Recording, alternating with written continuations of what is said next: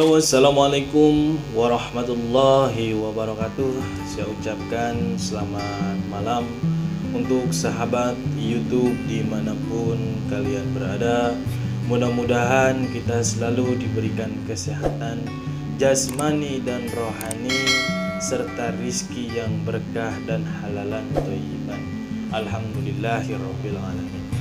Oke, saudara-saudaraku dimanapun kalian berada, mungkin pada kesempatan di video kali ini saya tidak akan menjelaskan atau tidak akan membahas terlebih dahulu untuk proses cara kerja di Alfamart. Tapi di video kali ini saya ingin berbagi inspirasi kehidupan untuk teman-teman yang belum mempunyai pekerjaan sekarang yang berhambatan dengan ijazah. Oke, saudara-saudaraku, sahabat YouTube dimanapun kalian berada. Oke, kita nggak tahu teman-teman di tahun 2021 atau 2022 yang akan datang susahnya mencari pekerjaan itu seperti apa. Maka dianjurkanlah kita untuk bersekolah setinggi-tingginya, meraih pendidikan kita agar kita senantiasa selalu terbuka atau cepat mendapatkan pekerjaan. Itu tergantung akhlak dan pribadi kita, gimana caranya kita membawa jalannya pendidikan dengan ijazah kita yang setara. Oke, di sini saya bukan ingin pamer teman-teman untuk masalah pekerjaan saya sekarang di Alfamart. Baik buruknya saya itu sebelum kerja di Alfamart sangat buruk sekali teman-teman. Dulu saya hanya sebatas lulusan SMP, bukan lulusan SMK, bukan lulusan SMA, apalagi lulusan sarjana. Kenapa kok Bang Nana bisa kerja di Alfamart cuman modal ijazah SMP?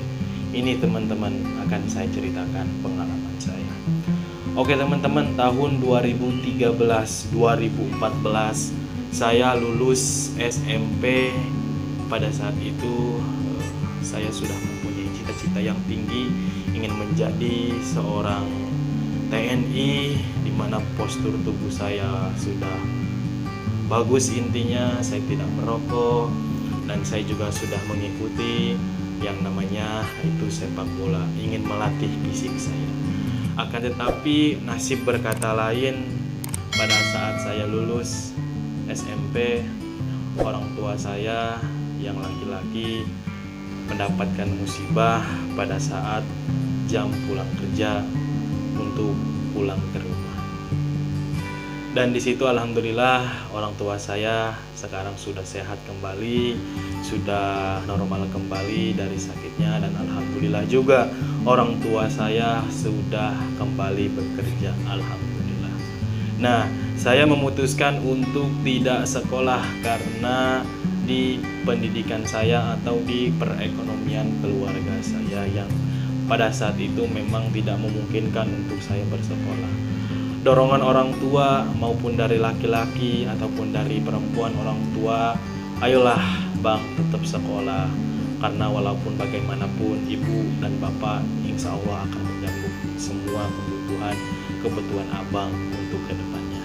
Tapi setelah saya berpikir kembali, orang tua saya sedang sakit, jika saya melanjutkan untuk bersekolah tentunya mungkin saya akan menambah beban orang tua saya, dan di situ saya berpikir kenapa harus menjadi seperti ini. Tetap saya harus tegar, tetap saya harus kuat, karena proses jalannya hidup terkadang ada di atas, terkadang ada di bawah. Nah, oke, secara singkat dan tepatnya teman-teman, pada saat saya lulus SMP, saya langsung bertanya kepada teman saya dan menanyakan pekerjaan. Pada saat itu saya masuk di restoran sebagai tukang cuci piring, teman-teman. Pada saat itu gajinya 450.000 sebulan, tapi udah dapat makan dan udah dapat tidur di situ.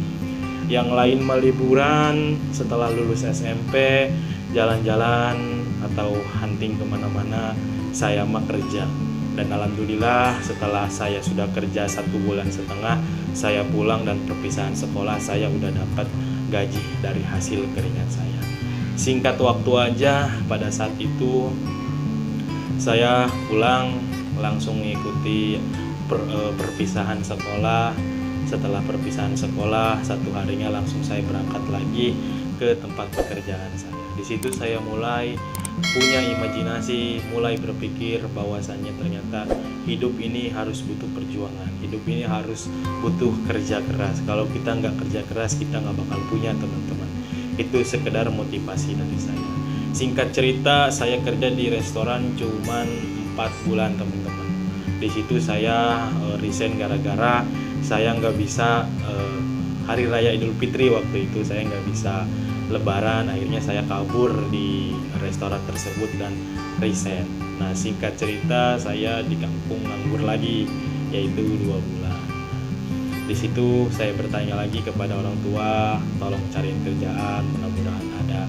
Nah, pada tahun 2015 saya juga kembali lagi kerja di restoran, yaitu tempatnya di Kebon Jeruk, Joglo. Itu saya di situ hampir 1 tahun, dan alhamdulillah saya bisa kerja dan bisa ngasih orang tua saya dengan hasil keringat saya. Nah, setelah saya kerja di restoran di Mega Kebon Jeruk Joglo, di situ saya resign lagi karena nggak betah gitu kan, namanya kita masih pertama kerja, jadi kita belum punya wawasan, belum punya yang namanya pengalaman kerja. Di situ saya balik lagi ke kampung, diem lagi bantuin nenek dan kakek di kampung nganggur ya kan. Nah, mungkin sudah ada jalannya dari Allah Subhanahu wa taala. Alhamdulillah di tahun awal 2017 saya mendapatkan pekerjaan di Digital Printing Copier, atau tempatnya bisa disebut tempat fotokopi yang lokasinya ada di Universitas Mercu Buana, Jalan Meruya Selatan. Nah, di situ saya kerja dari awal 2017 dan resign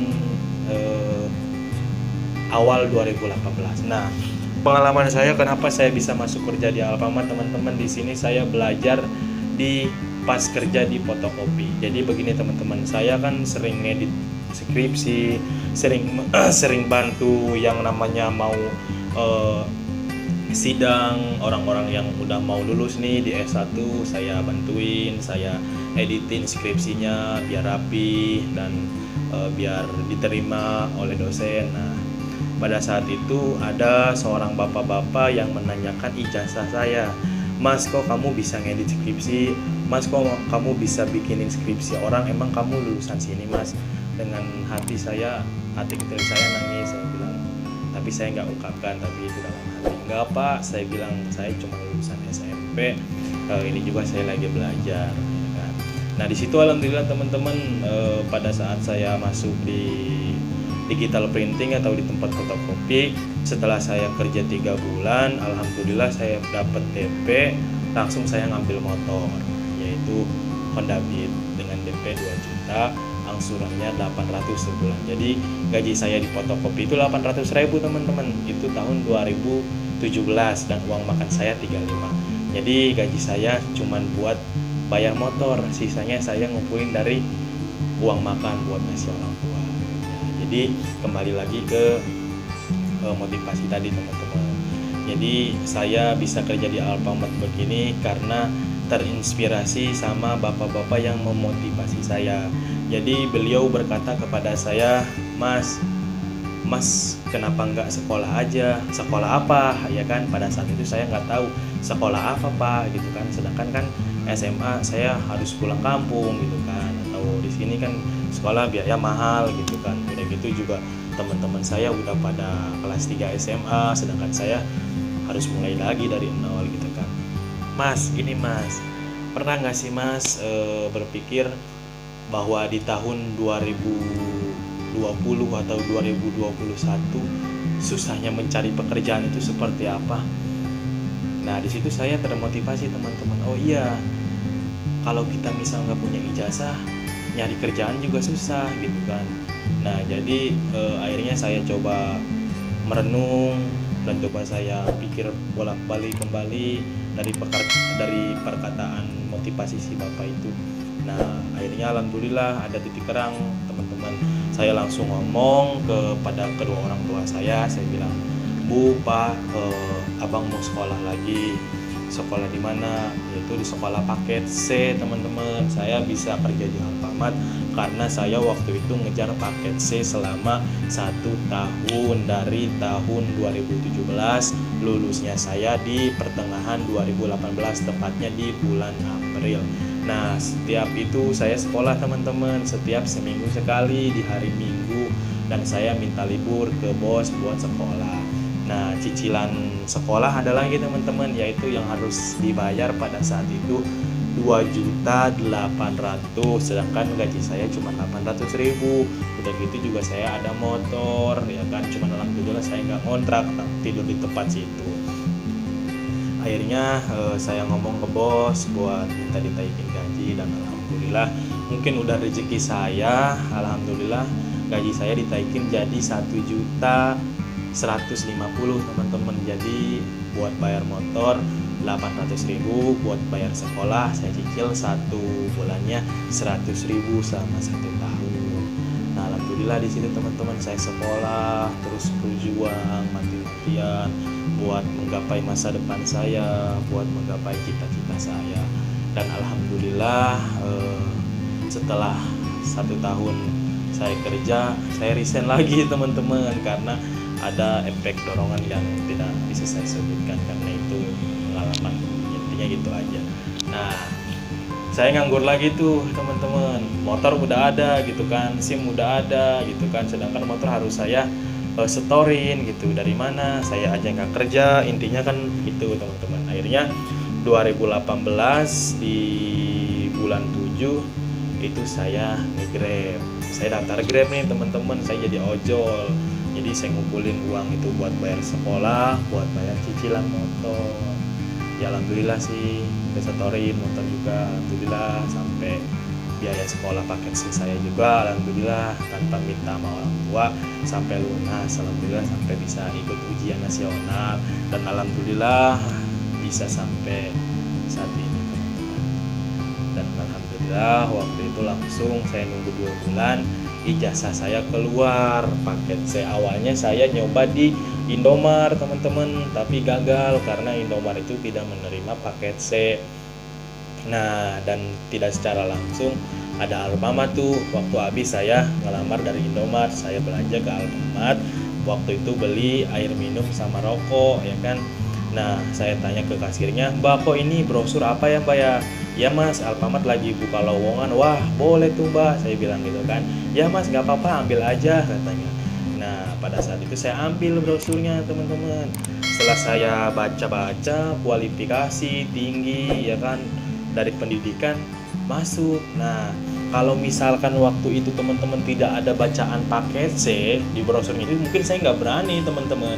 Karena yang setahu saya, ya mohon maaf teman-teman, ijazah paket C apa sih, masih setara SMP. Tapi kalau kita emang bekerja keras, kita niatnya lillahi ta'ala, pengen menggapai semua cita-cita kita, insya Allah, teman-teman, kita bisa menggapainya. Termasuk alhamdulillah sampai saat ini saya masih bisa bekerja di Alfamart bermodalkan paket C, teman-teman. Dan alhamdulillah juga saya sudah tanda tangan kontrak kedua, dan alhamdulillah juga saya udah karyawan tetap. Mudah-mudahan bisa tetap selamanya, bisa berkarir bersama Alfamart, bisa menggapai cita-cita bersama Alfamart. Mudah-mudahan saya bisa jadi orang sukses, amin ya Allah ya Rabbal alamin. Nah, di balik cerita ini saya bisa menyimpulkan untuk teman-teman yang cuma punya ijazah SMP, jangan malu, teman-teman. Banyak lebih dari usia kita, yang lebih dari tua dari kita, umur 25, 30, ada teman-teman yang sekolah paket C karena faktor ekonomi, karena susahnya mencari pekerjaan. Jadi intinya teman-teman harus belajar dari sekarang bahwa bisa. Semuanya kalau tidak ada niat, keyakinan, tidak akan ada yang namanya hasil, teman-teman. Jadi pada dasarnya teman-teman harus punya prinsip. Jadi hidup itu harus punya prinsip. hidup kita ke depannya itu harus punya prinsip. Kalau kita nggak punya prinsip, sama aja kita nggak punya tujuan. Itulah teman-teman. Makanya ditekankan dalam diri kita bahwa kita harus punya prinsip. Prinsip itu sebagai motivasi buat kita untuk bisa mencapai cita-cita yang kita inginkan. Itu teman-teman. Jadi misalkan contoh seperti ini, saya punya prinsip tahun depan saya harus bisa kerja. Nah, di situ akan ada dorongan, akan ada motivasi. Kemanapun itu pola pikir pasti ada teman-teman. Karena apa? Karena prinsip teman-teman udah diaduk nih dalam otak biar teman-teman bisa kerja di tahun ini gitu atau di tahun depan. Itu yang harus teman-teman pikirkan pada saat teman-teman ingin mempunyai suatu cita-cita, dalam arti kata gua harus punya prinsip. Karena apa? Prinsip itu alur tujuan proses kita teman-teman. Prinsip itu ibarat kata janjinya kita pada diri kita agar cita-cita itu kita gapai, kita raih teman-teman. Itu secara singkatnya. Biar teman-teman belajar mandiri, jangan cuma mengendalikan orang tua aja. Mengandalkan orang tua, teman-teman harusnya udah bisa ngasih kepada orang tua di umur teman-teman yang sekarang. Itulah alur prosesnya kehidupan teman-teman. Yang saya bilang tadi, kadang ada di atas, kadang ada di bawah. Itulah teman. Jangan lupa berdoa, minta restu kedua orang tua. Bu, Pak, doain anakmu mudah-mudahan sukses, bisa ngebahagiain ibu bapak. Insya Allah teman-teman, ridhonya orang tua ada ridhonya kita juga. Ridhonya kita tanpa ridho orang tua tidak akan semuanya tercapai. Kalau orang tua kita tidak meridhoi kita, kemanapun tidak akan tercapai. Intinya itulah alur proses. Jadi di video kali ini bukan saya ingin menasehati teman-teman atau bukan ingin memasuki atau ngasih tahu. Intinya di sini kita sharing bersama alur prosesnya kehidupan. Oke teman-teman, mungkin masih panjang perjalanan saya untuk membahas di perjalanan saya, tapi udah saya rangkum. Mungkin cukup di 20 menit ini saya bikin video untuk memotivasi teman-teman agar teman-teman bisa bangkit dari keterpurukan dan jangan mau kalah dengan keadaan. Jadi tentunya teman-teman harus punya semangat, prinsip yang kuat agar cita-cita teman-teman itu bisa teman-teman gapai dengan sekuat pola pikir teman-teman. Oke teman-teman, saya Nana Supriyatna mengucapkan selamat Hari Raya Idul Adha.